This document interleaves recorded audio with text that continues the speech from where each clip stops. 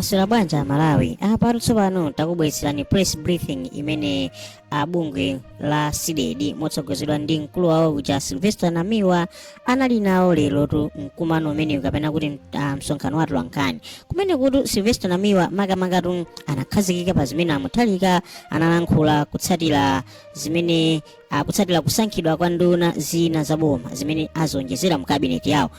Sylvester Namiwa anakhazikanso makamaka pa nkhani ya makamaka mitengo ya chimanga potengera ndi kuti speech imene analankhula a Joseph Mwanamveka ikuoneka kuti yamanga nthenje Malawi muno ikupereka mafunso kwambiri zimene zikuoneka ngati kuti boma lili ndi cholinga chofuna kuba makamaka chuma cha alimi mdziko muno. Kodi inu mwamva zimene atolankhani anafunsa? Sylvester Namiwa walephera kuyankha mafunso ena molondola ndipo amapasira anyamata ake chifukwa amadziwa kuti funsolo ndi lovuta kwambiri kuti sangakwanise kuliyankha. Inu takhalani pomwepo ndipo kumene mutapanga like mpange subscribe ndipo mumve zimene atolankhani aku Zodiac Times ndi ma TV station ena anampanikizira nawo mafunso Sylvester Namiwa. Zikomo kwambiri ndikupita kuti mphepo imene kudusa mu chipinda muno ndi yachibale chifukwa akuluakulu imene amanena kuti awiri sayende asanapangane anadziwa. Mukuziwa inu ni mboni kunena kuti bungwe la SIDED ndi bungwe la Malawi ndi Amalawi akamva kuti tindisonkhano wa atolankhani amachiona chinthu chofunikira kwambiri kuti tuma ndi pali mauthenga ambiri chifukwa nanga siti kuchokera kutchuti koma ndimafuna kuti amene ndi asunge kusungira mkumano wina umene ukhalepo posachedwa apa koma uthenga umene ulipo ndi ochokera ku SIDED komweko kunena kuti mukukumbukira inu kunena kuti titapita kukayendera ntchito ya madzi kuchokera kusalima kubwera ku Lilongwe imene akugwira ndi akhato kunabwera nkhani yonena kuti cement ina imene akupangira matank ikumachokera kunja ndife timadabwa kuti zikuchitika bwanji popeza Malawi muno ndi kampani zinayi ngati sizitatu zopanga cement. Ndiye tinachita chidwi kunena kuti tione kuti pakati kuti cement akuyankhula akhato kunena kuti cement ya Malawi muno si kufikapo mphamvu ndizoona kapena zaboza. Ndiye ndimafuna ndiziwise mtundu wa Malawi kunena kuti SIDED kumapeto a chakachi ndi kuyambira chakachi tinali pakalikiliki kunena kuti tifuna tiyese cement. Ndikuyankhula pano tinatenga ma samples makampani onse amene tili nawo, tinakatenga ku Kasungu ku Shayona, tinakatenga ku Cement Products Limited ku Mangochi, tinakatenga ku Portland ku Balaka, ina tinakatenga pa Nsika. Ndiye mafuna a Malawi muziwe kuti padakali panopa SIDED ikuyesa mphamvu za cement imene mapangidwa Malawi muno komanso kuyitanizwa kuchokera kunja. Zosatira zimenezo tikhala tikuzipereka ku mtundu wa Malawi ntchito imeneyo ikatha. Ndi manena ichi SIDED imapanga zinthu zake poyera, sinimafuna tizangobwera pano kuti tabwera kuzakupasani zosatira za cement imuzidabwa kuti zimachitika kuti. Ndinene pano poyera kuti tinapanga ndondomeko za poyera ma samples kamene zimene tikuyesazo takazitenga mu factory ina takayigula pa Nsika. Kusonyeza kuti palibe anganame kuti cement imeneyo siyanga umboni ulipo kuti tatenga. Chifukwa cha nthawi ndikanakonda ndikanawerenga mauthenga amene ndanena komabe ndanena kuti lero tingotenga wakwathu kokha kuno ndiye ndi umenewo. Chinthu china koma ndisanapite ku statement imene tinayo nkhani ya network.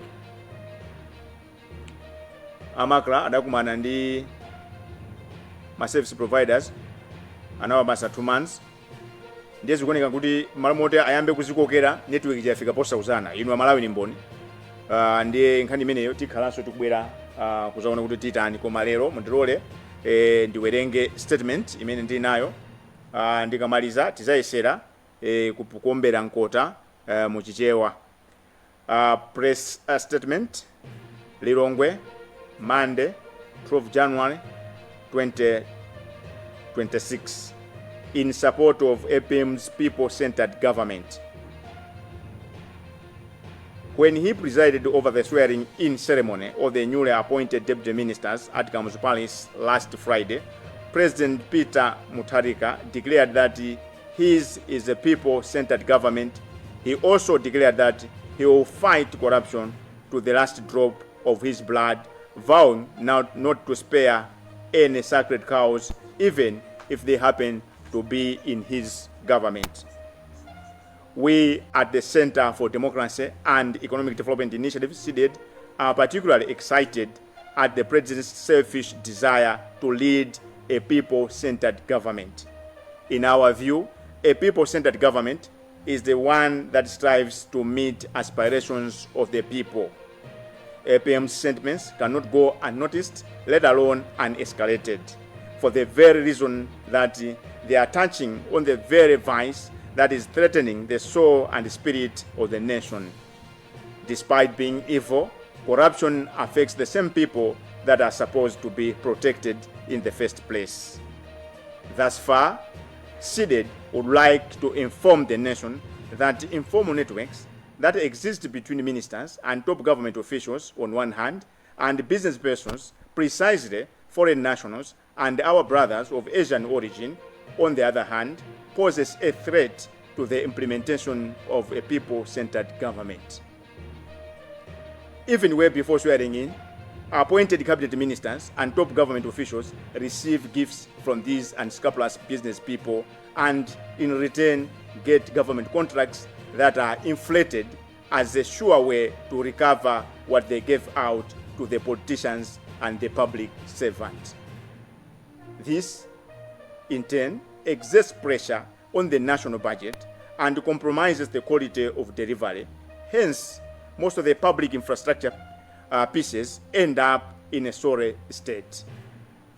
In the case of parastatals and state-owned enterprises, the arrangement translates into losses year in, year out, and the way out is demand for the very taxpayers for bailouts. No wonder every Malawian that means well in this country is excited with President Mutharika's stance on corruption. And in view of this conviction, the pronouncement that the Minister of Finance, Economic Planning and Decentralization, Honorable Joseph Mwanamfeka, made at a recent political rally in Palombe, where he projected that a 50-kilogram bag of maize would sell at 20,000 by August this year, cannot go without a comment. This is so, considering that ours is an agriculture-based economy and maize is important both as food and cash crop. At the onset, it is important to state that some schools of thought christened Malawi as a maize economy. Others branded the grain as a political crop. Our fear, therefore, is that the pronouncement by the country's chief economic planner could impact negatively on those that are sweating to grow maize. Taking it in its raw form, the pronouncement can pass for a disincentive to maize production owing to the current cost of fertilizers in the country. Who really, in their right senses, could find producing maize lucrative when the difference between what they put into produce to produce a 50-kilogram bag of maize and what they will get when they take that bag of maize to the market will be between day and night.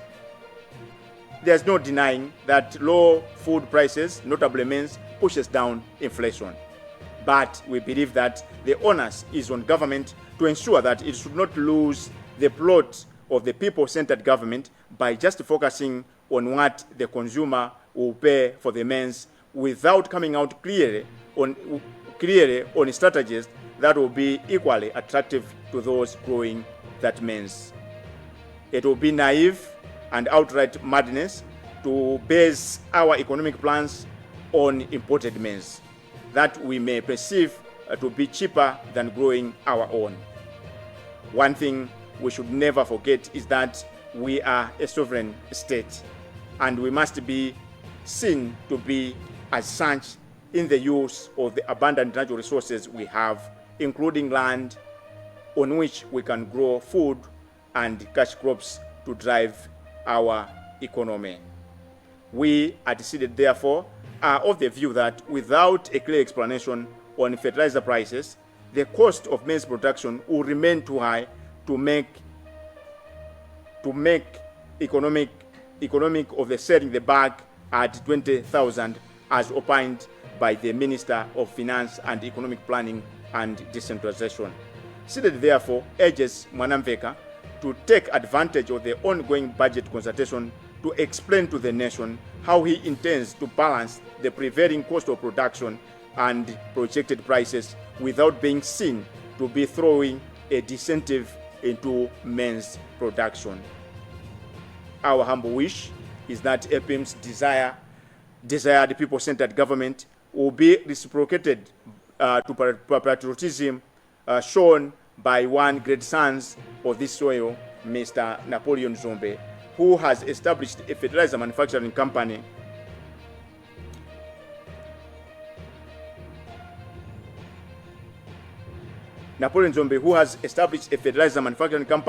and will soon be embarking on a similar worthwhile investment. For a fact, such an investment will ease the pressure on the fertilizer subsidy budget and also save the much needed forex for the importation of imports, notably medical supplies. In the same vein, SEDED feels duty-bound to remind the Democratic Progressive Party regime, the DPP, that it has no room for mistakes. It has been given a second chance to correct grave mistakes made by the immediate past regime. To succeed in this challenge, there is need to do things differently, and that requires having the right duty bearers in critical positions. There is no luxury of time and no room for try and error. Meanwhile, SEDED wishes to reiterate that it shares the position of the majority of Malawians that APM's leadership is inspiring hope. We urge APM to jealously guard his desired people-centered administration by being wary of sheep in wolf's skin that may tirelessly sabotage his administration. He must crack the whip hard and fast. His predecessor paid a big price for allowing some of his executive members to wear larger-than-life jackets. Much as we appreciate stability of the kwacha, it is still not inspiring hope that foreign exchange is elusive in the formal market, but readily available on the parallel market. This was a trend synonymous with the previous administration. This makes us wonder if the central bank is yet in control or still doing business as usual, or whether the Minister of Finance, Economic Planning and Decentralization, as Chief Advisor to the President on Finance and Economic Affairs, has a lot of explanation to do on why the central bank is not in a hurry to kill the black market.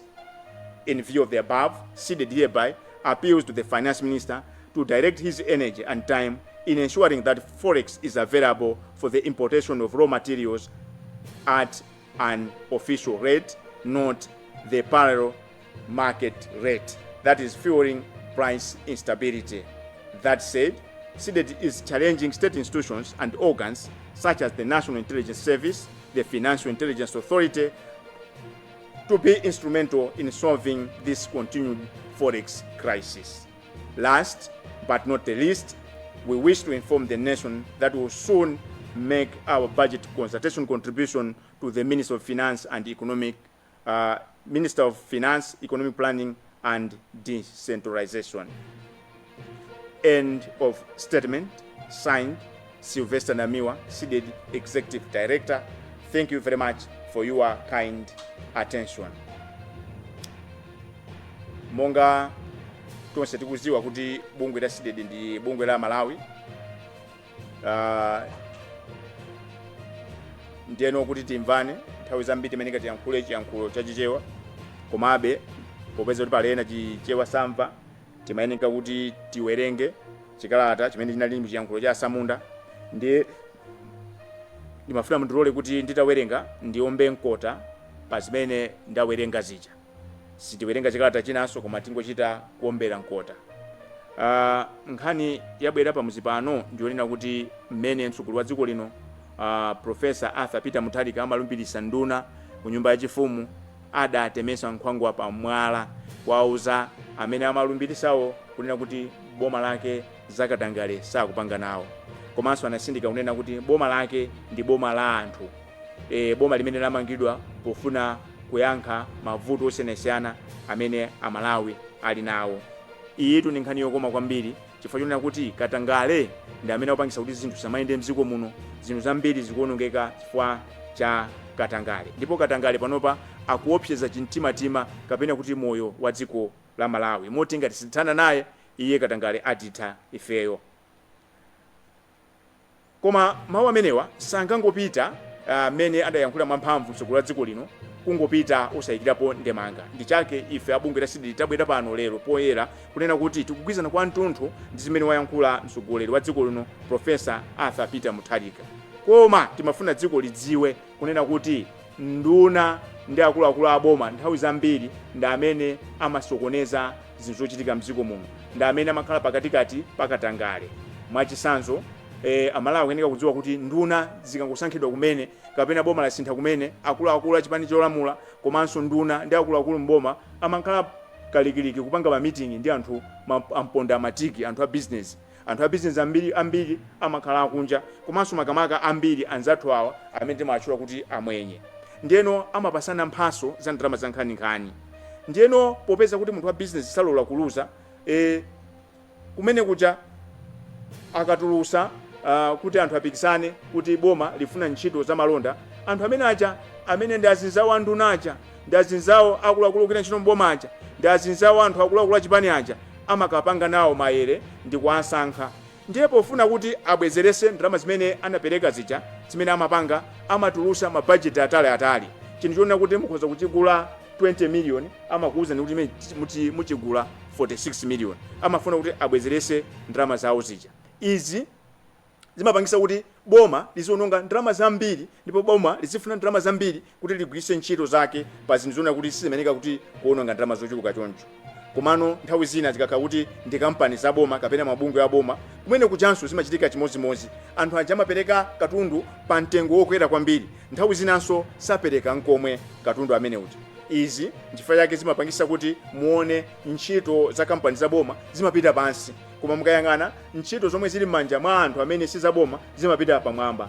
Ndiponso kampani zimene zili za boma zikamagwa chifukwa cha ntchito ngati amabweranso kuzapempha boma lomwe lija kunena kuti tipereke ndalama zina zonena kuti ayambisirenso ntchito ija. Ndichake kampani za boma kapena kuti maparasitatu Malawi muno sapanga phindu, chaka ndi chaka amakhala kupanga akutaya ndalama za nkhaninkhani chifukwa cha ntchitidwe umene kuti pali migwirizano imene sibwera poyera. Nkhani ina imene ife CDD sikanakwanisa kukhalapo chete ndi nkhani zimene malinga adayankhula anduna a chuma komanso chitukuko cha chuma ndi mapulani a dziko lino a Joseph Mwanamveka ku msonkhano ku Phalombe. Adanena mawu onena kuti chimanga zikuoneka kuti chikhoza kufika 20,000 mu August.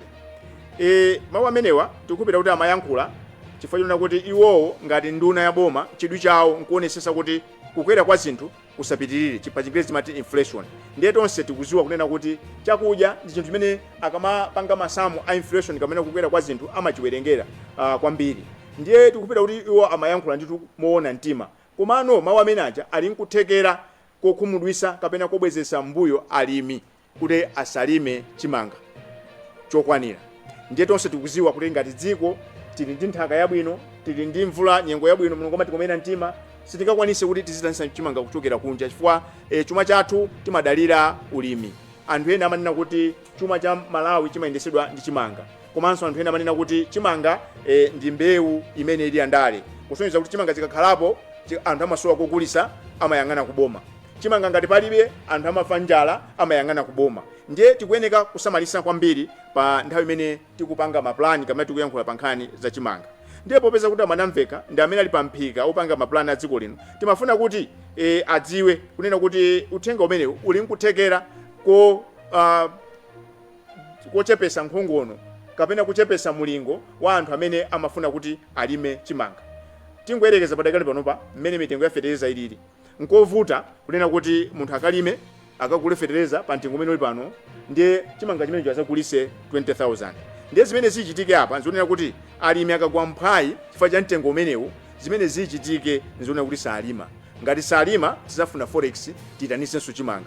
Komano dalina kale kuti dziko lathu tife timaziwika kuti chuma chathu chimachokera ku ulimi. Chifukwa cha chimenecho ndimafuna taapemphe anduna azachuma kunena kuti padakale panopa akuyenda akumva maganizo a anthu za mfundo zimene aziyike mndondomeko ya zachuma imene ikubwerayo kuti apezerepo mwayi afotokoze kunena kuti boma lawo kapena iwo ndunawo akonza zotani zimene zipangise kuti mtengo wa chimanga usazapitirire 20,000. Ife tuganiza kuti nkhani yayikulu ndi mtengo wa fetereza imene ipangisa kuti mtengo wa chimanga upite kusogolo. Komabe tili pomwepa tikhulupirira kuti zimene ayankhula mwanamveka zikhala zotheka chifukwa kuli nkhani yonyadisa yonena kuti mkulu wina amene amadziwika bwino pa nkhani za malonda Anapoli Nzombe alengeza kunena kuti chaka chino mu April muno fetereza tikhala tupanga mziko muno. Komanso tinaona ku Blantyre akulimbikisa fetereza wina uja upangidwa kuchokera ku manyowa osati chemical fertilizer. Amalawi ndinene pano kuti fetereza ndofunikira ntchito amatithandiza komabe amene amagwisa ntchito manyowa amakhala ngati amapambala miziwiri ndi mwala umodzi chifukwa manyowa aja amasunga chinyontho komanso amathandizira kukonza nthaka.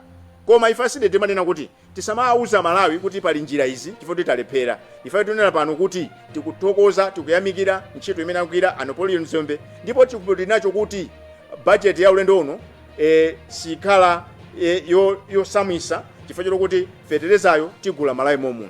Komanso sitimva kunena kuti tikufuna forex yoti tiitanise fetereza kunja. Tili pomwepo nkhani ya forex zikuvuta kwambiri kuti anthu amvese kuti chikuchitika ndi chani. Ndinene pano kuti boma ili la DPP lidavoteredwa anthu atachosa pampando boma la Malawi Congress. Chinthu chimodzi chimene anthu amadana ndi boma la Congress ndionena kuti katundu amangokwera mtengo. Katundu amakwera mtengo siku ndi siku chifukwa chani? Ndalama imene timayitanisira katundu ndi ya dola makamaka yakunja. Ndiye amati anthu akapita pansika ku banki akafuse dola samayipeza. Ndiye dola imapezeka ku black market. Ndiye panopa boma ili lakhala myezi 3 komabe sizikusintha. So Amalawi afuna kuziwa kuti kwenikweni chikuchitika ndi chani. Ndi chani chimene ku Reserve Bank chikuchitika chimene chikupangisa kuti vuto limene lalipo mu boma lapita lija lipitirire. Ndimafunanso ndisindike pano kuti anthu mmene amavotera boma ili amafuna kusintha pakachidwe ka zinthu. Ndiye tikuganiza kuti nkutheka kunena kuti pena sipanapangidwe ziganizo zoyenera kuti kule anthu ena amene akugwirabe mchito pamalo ofunikira kwambiri. Mwina anthu amenewa chidwi chawo sichofuna kutumikira ndi mtima wonse padakali pano. Timaganiza kuti nthawi ilipo kunena kuti anthu amenewa atakhanga kuti apitisidwa mbali zina monga metachitira mbali zina kunena kuti anthu amene akhale pano akalota kuizana kwa tunthu ndi zimene akukamba mkulukuta moyo Professor Arthur Peter Mutharika kunena kuti nthawi yakwana kunena kuti boma litumikire anthu. Boma lisingatumikire anthu pamene zinthu zofunikira ngati zokugwisa ntchito mafactory sizikupezeka. Nthawi zonse pamene anthu akudalira black market ndiye kuti zimene amakagula amakaziyika pa muyezo wa black market zinthu zimakhala zokwera mtengo kwambiri. Mwina ngati pene pake zavuta tagula chimanga kuchokera ku Zambia mwina anso tikanapita ku Zambia tikaphunzire. Fa tikuyankhula ku Zambia forex ndipenda pali ponse tikabwereka mawu amene akugwisa ntchito anthu masiku ano ndi ngambi. Ku banki ku Zambia banki ina iliyonse imene mungakalowe dola mukayipeza imene mungafunire. Koma lero ku Malawi kunoko zinali zovuta mu zaka 5 zonse za Malawi Congress Party ndiye amene yatukwamvesa ife anali anthu olephera samadziwa chofuna kuchita. Koma pano tili ndi a tried and proven leadership. Ndiye timaganiza kuti tsopano ku Reserve Bank komanso Ministry of Finance atipase chithunzithunzi kuti kodi ndi ndondomeko ziti zimene zayikidwa kuti forex anthu akapita ku banki azikayipeza. Chifukwa padakali panopa sizikupereka chilimbikiso. Ndimafunanso ndinene kuti amene amayendesa dziko ndi anthu amchito za malonda private sector. Private sector kuti igwire ntchito zake amafunika forex. Forex yo siwoti akayipeze pansi pa mtengo kapena kuseri kwa shop ayi. Akwene kuti forex akayipeze mu banki. Ndiyeno ngati sitikonza mwansanga nkhani ya forex tipeza kuti tizunguzungulira pamozimozi. Ndiye tioneka ngati kuti tangosintha mayina azipani kapena tangosintha mayina anthu olamulira koma mavuto a Malawi akhala alipo. Ndikupira ndakwanisa kuombera nkota pa zimene ndawerenga mu Chingerezi. Sindili ndekha ndimafuna kuti ndipereke bwaloli kwa Comrade Asabun mwina 1 minute ndikuphera mphongo pa zimene ndawerenga komanso zimene ndatambasulira.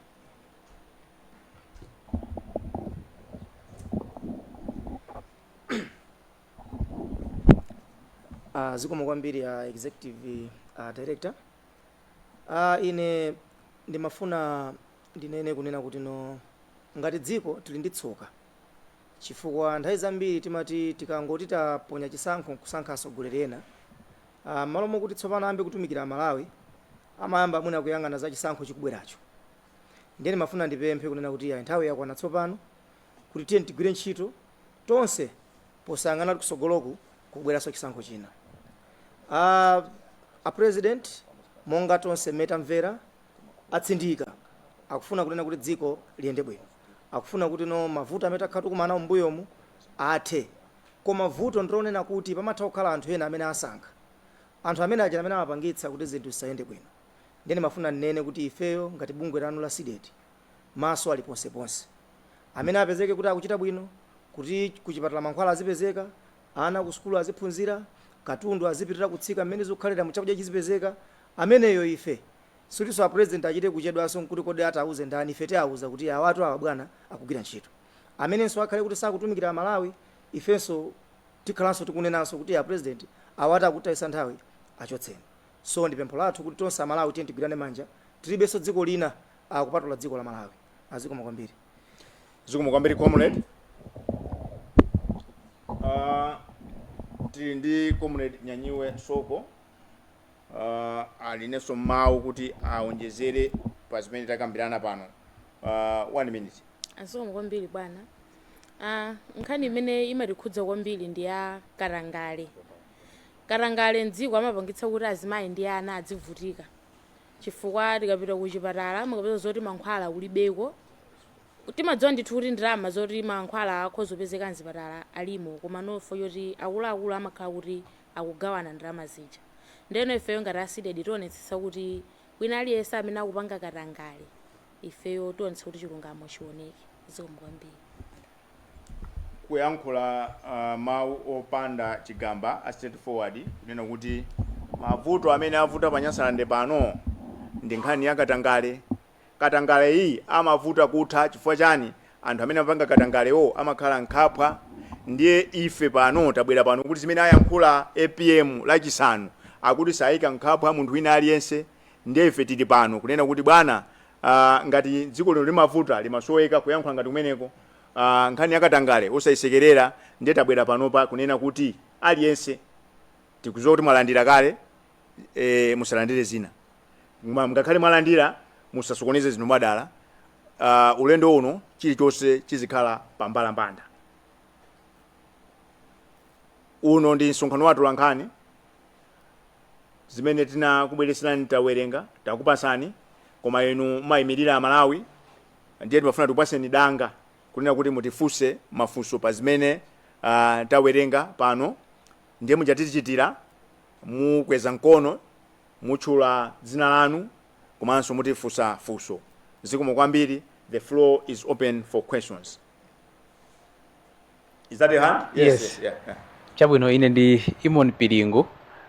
Ndimafuna ndingodziwa nkhani imene mwakambapo yaikulu ndiyokhudzana ndi kuti mawu amene inayankhula nduna ya zachuma kunena kuti kuganizira kuti pofika mu August mtengo wa fertilizer maka mtengo wa chimanga otsika kufika 20,000 kamba kuti mwina zinthu zina zikuyenda bwino.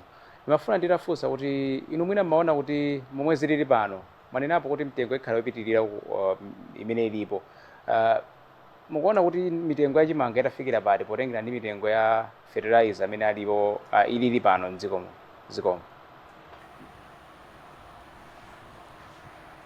Amene amayankhula izi anduna amene ntchito yawo kupatula kuona kuti ndalama zikuyenda bwanji, ntchito ina yayikulu ndi kupanga maplani a chuma cha dziko lino. Ndiyeno mukandibwezera kuti inu mukuona kuti mitengo ya chimanga ikhala bwanji, ndi nkhani yabwino, koma padakali pano pati kuyankhula pano ikuzungulira ikupanga fluctuate pakati pa 40 ndi 65,000 Malawi kwacha. Ndiye mukandifunsa maganizo anga aine ngati munthu ndi mene zilili, ndikanakonda thumbalo litakhala pa mtengo onena kuti uyu amene alibe chimangayo akwanise kuchipeza, uyo amene walima chimangayo akwanise kuti chimangacho azalimenso china. chifukwa tikayang'ana mbali imodzi ndiye kuti zitivuta. Fatanena kuti nkhani iyi yakhala bwino yachokera kwa anduna amene apasidwa mphamvu zoti azipanga mapulani. Ndiyeno padakale panopa kungokamba za mbali imodzi yokha ya chimanga osakambapo mbali ina ya fertilizer ndi pamene pakukhala ngati kuti payimisa mitu. Akanakhala kuti fertilizer ndi yankho sitikanabwera panonso yani. Fatanena kuti anduna awa panopa akumva maganizo a anthu ndi apezerepo mwayi ndikupera kuti mawa akhala kuplantayi lero anali kunzuzu apezerepo mwayi anene kuti mmene ndimanena kuphalombe kuja kuti thumba likhala 20,000 ndimatanthauza chonchi tikatere ndikupera kuti tonse tipindula pamenepo. Joseph Mazizi, Capital FM. Ndamvetsera mwachidwi imene mwayankhulira so passionate nkhani zokhudzana ndi fertilizer, mitengo ya chimanga. Ambuyo mundakhala ndikukutsatani misonkhano yanu ikakhala nyengo ngati ino mmathanso kutipatsa chithunzithunzi cha mmene ndondomeko ya zipangizo za ulimi zotsika mtengo ikuyendera. Sabata latali unduna wa za ulimi umanena kuti mwa anthu amene akuyenera kupindula ndi fertilizer otsika mtengo mwina pafupifupi 56% chabe ndi imene yakwanitsa kugula this far, kusonyeza zoti ambiri sanagulebe. Bungwe la SIDED ndi bungwe limene mumanena kuti ndi loyimira anthu. Simunafufuzeko kuona mmene zikuyendera m'makwalalamu mmene anthu akugulira zipangizo za ulimi zotsika mtengo kuti nanunso muyankhuleko pa mavuto amene anthu akukumana nawo? Ndaona ngati mwakhala chete pamenepo. Funso labwino kwambiri, ndathokoza kuti mwaona kuti timayankhula so passionate. Imwene SIDED ndi Amalawi. Sitinakhale chete, maripoti tikulandira and maripoti tikupereka kwa relevant authorities. Paja tinanena momwe kuti ndi nambala imene anthu amatiimbira kutipereka kupasa uthenga mwaulere, mauthenga akubwera and tikhala ndi comprehensive report and we are worried. Tinanena ndifake tikunena pa kuti katangale uyu wayambira kunduna akuluakulu ma PS kumasika mpakana aja alangizi aja mpakana mafumu. Ndiye sitingakhale chete pa nkhani ya fertilizer. Tikakhala chete pa nkhani ya fertilizer ndi kuti ife sitikuyenerekanso kukhala kumanena kuti tikuwatumikira Amalawi. Koma vuto ndi nthawi. Ndinanena kuti timayenda we had I don't know a rigorous process kasi chizungu yake ndinene kujani koma chilowere chaka chisinakhale pansi.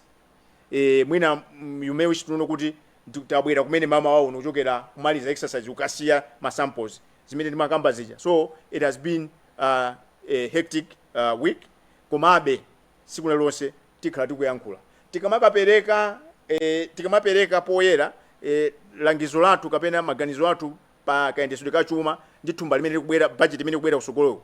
Nkhani ya fertilizer sitilephera kuichula. Ndi chakenso ilimo kungoti zimene zavuta kunena kuti nzomvetsa chisoni kunena kuti alangizi ena akugwirizana ndi mafumu ndi kumabera anthu awo. Ngakhale chimanga chimene kunena kuti chikuperekedwa chichi m'malo moti chipite kwa anthu oyenera kuti akhale njala, mafumu amapereka kwa azibale awo. This time around tili ndi evidence because ya nambala yathu ya 3484 ichi imene anthu akutipeza. So zimene tikupanga ulendo uno ndizonena kuti zikugwirizana kwambiri zimene akunena APM kunena kuti palibe amene abisale. And I can tell you pano kunena kuti pana mphungo lero pachitika zakuti, pana mbera pachitika zakuti, kunthalire kwachitika zakuti, information imene tilinayo. This what anena kuti if we are happy kunena kuti APM wanena kuti sapanga shield munthu. Mukukumbukira inu kumapeto press briefing yomaliza imene tinapanga pa 23 December tinanena kuti aliyense amene wasankhidwa, aliyense amene opatsidwa mpando ndi APM mu holiday azigunde pachifuwa. Kunena kuti kodi ine ndili wokonzeka kutumikira Malawi, amene sali wokonzeka akhale pansi. Fa Amalawi anasintha. Ulendo uno kachidwe kake kazinthu kakhala kovuta. Mukukumbukira paja zikavuta timabwera ndi naming and shaming. Takhala pano tikuziwa kuti uyu akupanga zakuti, uyu akupanga zakuti, awa anali pakuti zulu akumana ndi uyu akumana ndi uyu. Ndeno ife ndi okondwa kuti APM lero Friday wanena kuti sayikira munthu kumbuyo and tili pa ground. So imene yoyo tikanayika apa ndiye kuti mwaona kali statement inali mapeji 4. Ino atulankhani mmatiphunzitsa kuti statement isamapitirire mapeji awiri. Ndiye tikanaonjezerapo zimenezo zikanakhala mapeji 6. Komanso mukanasankhako zina zinaja mukanazisiya. Amalawi ene yake bweza kuti anamiwa nkhani ya fertilizer simati yankhulire. choncho ndilonjeze pano kuti tikhala ndi press briefing yapaderadera kukamba zoyipa nyasi zimene zikuchitika mu fetereza, zoyipa zimene zikuchitika mukagawidwe ka chimanga ndithu.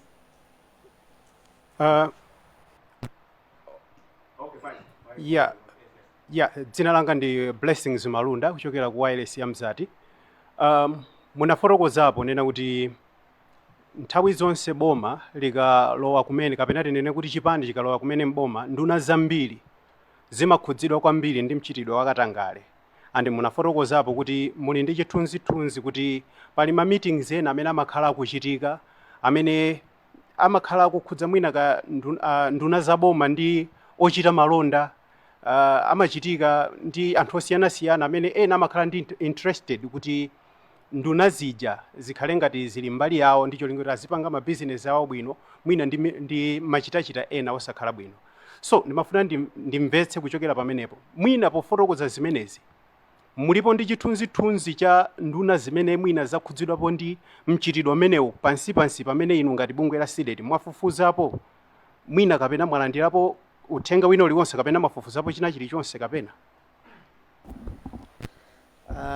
I think pajatanena kunena kuti no ngati bungwe maso athu ali ponseponse and chimene tikupanga tikutolera information kuchokera ku anthu osiyanasiyana monga namba tinapereka ija komanso mmene mwafusira tikuona kuti awo akupanga izi awo inunso atulankhani mukutha kuona kuti akanga tito panachitika kadiro wako koma akanga tikapezeka kuti zikutere zikuoneka ndithu ndefe tikunena kuti nthawi yakwana yoti president Mutharika sakudikiranso anthu amene amayandikira tazimuuza yayi ife tizibwera nkunena kuti nduna iyi a president ikupanga izi ichosene koma awa iyayi bwana akutumikira anthu kwakuti zikutheka.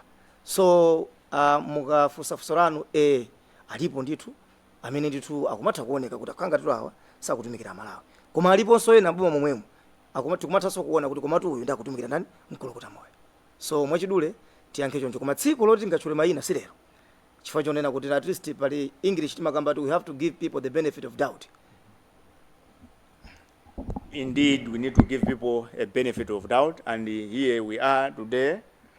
It's just a warning shot. Titenga mafuso wiro mati zafaja nthawi ilo ndilo ena utisifusana, we don't have all the time on earth. Zikomo kwambiri. Ine ndi Patrick Kachere kuchokera ku Umunthu FM. Mwafotokozapo momveka bwino nazo kuti dziko lino limadalira ulimi. Koma ngati ndikukumbukira bwinobwino boma linabwera poyera kunena zoti anthu amene ali ndi chimanga agulitse mu nthawi yabwino. Mwina inuyo mukufotokozera kwanu mwafotokozana zoti boma likunena lipange balance mbali zonse and zikuona kuti pakadali pano amene akusangalalako ndi anthu amene akugula chimanga osati amene anachita za ulimi. Zitakhala zoti zinthu zikupitira kuyenda bwino mokomera inuyo muchite zotani kuchita itsogolo zikomo. Funso labwino koma matika maunkamwa. Ndiye mwina tikambirane mwina kumbali tikamaliza. Tikati tiyambe kuyankha apa tikhanga kuti tizipangisana manyazi. Fa zikukhanga kuti simunamvese zimene tayankhula. Tanena kuti ganizo lonena kuti chiyembekezo choti chimanga chikukhala 20,000 eti ndofuna kuti lifotokozeredwe zifukwa zake tikudzidziwa tanena pano kuti pano pafetereza mukudziwa mitengo yako imene ili. Ndiye zikhala zovuta ndiye iwo popeza ndi nduna imene inapasidwa mphamvu kuti zipanga maplani tifuna timve kwa iwo tisanapange chiganizo chathu ndipo palunda kuyankhani. Chabwino, ine ndi Stanley Chatsika wa Radio Alinafe. Ine funso langa lili pa nkhani imene mati anduna kuthamanga mamakaza chuma kufuna kukoza budget. Ndipo munakambapo zakuti mu budget imeneyi simukufunika mukhale kwambiri za fertilizer oti olowa kuchokera kunja chifukwa choti a Napoleon Dzombe akhazikitsa kampani. Ndimafuna ndidziwe kuti kodi muli ndi chithunzithunzi chakuti a Napoleon Dzombe amenewa angathe kupanga fertilizer oti angakwanire dziko lonse la Malawi. Funso langa ndi limene. Funso labwino kwambiri inu ndi mtolankhani mutenge foni kapenanso mupita a Napoleon Dzombe sali kutali paduwa pompa mukapange interview mukanene kuti SIDET akuti amva nkhani yabwino imene Amalawi takhati kuivutikira for the past 60 years chifukwa chonena kuti mukayang'anisise mu ndondomeko kapena zikalata za zoyendesera chuma mmapeza kuti makhala ndondomeko ya chuma 300 billion tigule fertilizer tikamafika mu September November December akuti tipezenso 300 biliyoni ina tikaguliso chimanga tapasa anthu mwachi ndefunso kumanena kuti kodi feterezayi amapindulira ndani 1 2 tikuziwa kuti fetereza timagula kunja ako sitipita makwacha ndiyeno Malawi wina aliyense amene akugwirizana ndi mkulukuta moyo akunena kuti afuna a people centered government sangadane ndi nkhani yopanga fetereza mdziko muno ndiye nkhani yona kuti kodi fetereza yakwanisa kupanga ife tikuganiza kuti Napoleon Zombe simulendo Napoleon Zombe apanga zinthu zolozeka sitikupita kuti angazuke kuti azilinamiza dziko la Malawi not this time around is an eminent son of this soil ndiyeno tinene pano kuti kupatula iwo kuchilekanso tamva ku Blantyre kutinso ena anso akupanga malo awo kampani yawo yopanga fetereza komanso makampani mwinamu akupanga fetereza timati wa organic in fact tanena pano kuti nthawi yakwana kuti tauza Malawi kunena kuti fetereza iyi ndi ngofunikira wa chemical uja tikathira nyengo ikamasintha chimanga chake mukaone ndi tikathira manyowa kapena uyu wa organic zimasiyana koma ndisabwere pano kumauza Malawi kuti thirani organic ifa boma kapena wina wake walephera udindo wake ife zimene zikusedi sitipanga nawo ndefunso lofunsa kuti kodi Napoleon Zombe ali nkuthekera imeneyo mwafunsa anthu olakwika ndi yanu inu atolankhani mupite mukaafusa Amalawi apindule koma choona chake nchoti tiuzane pano chonena kuti chimanga ni moyo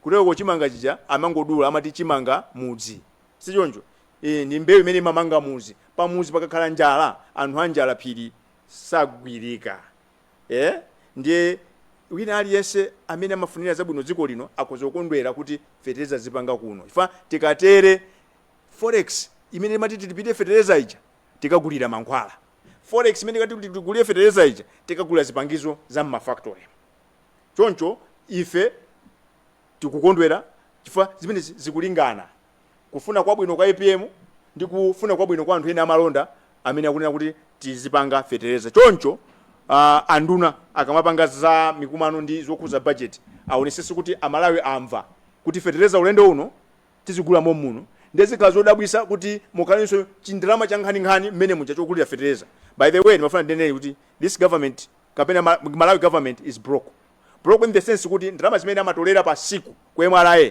zimangokwana kupereka chiwongolazanja pena anso amatha kungongola ndalama ku banki kuti atani kuti apereke chiwongolazanja ndiye chinthu chofuna kuchita ndiona kuti tichepese kuononga ndalama tichepese kungongola ndalama tikuchepesa bwanji nkhani za fetereza nkhani za chani zimene tizikonze muno zikomo kwambiri ndinanena kuti chifukwa cha nthawi we don't have all the time on earth pachichewa pali mwambi amati wandisokosera nkulinga utamva nkhani ili pano ndona kuti Amalawi ali ndi chikhulupiriro kwambiri ndipo ndiokondwa kunena kuti nkhondo yothana ndi katangale tiyipambana ifa mbuyomu anthu amabisalira kwa president ndiye lero Professor Arthur Peter Mutharika akuti ayi sateteza munthu wina aliyense choncho ifenso asile tabwera pano kuti aliyense amene opanga katangale mboma ili ife tibwera tizamulula poyera zikomo kwambiri kumeneko kuyankhula kwa Sylvester Namiwa amene ndi mkulu wa bungwe limene la SIDED ayankhulapo zinthu zosiyanasiyana makamaka focus yawo yayikulu ndi pa nkhani ya mawu amene